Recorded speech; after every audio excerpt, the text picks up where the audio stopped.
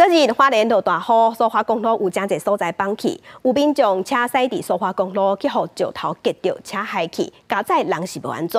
也若昨早花莲原本是有一场路跑活动，也阁因为苏花公路落石头，所以有真侪人归去退赛。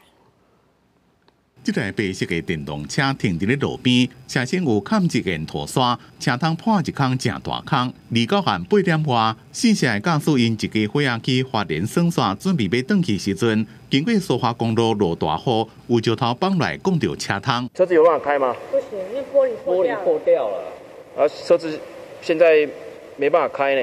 车掉伫咧大清水磅坑，等拖车来救，也毋知要等偌久，请警方来斗3工。 我们困在这里3个小时了，吊车没有人愿意上来。他说他们很怕危险。好佳在这个伙仔已经平安返去厝的，无人受伤。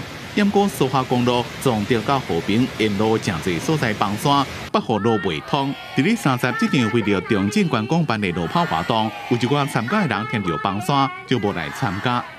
所以重重困难啦，退赛的啦，包括就连昨天晚上那个土石流交通，就是我们的车都过不来。有史以来最热血的一场活动，也是最有挑战性的一场活动。本来报名要来参加路跑的有4000多人，因为控诉矿山地动的关系，报名已经减一半。而这么地动尾大雨落未停，对观光影响更较大。不过尾活动一开始，天气阁变好，风吹来阁凉凉啊，互参加的人对花莲的水。 体验更较深。记者综合报道。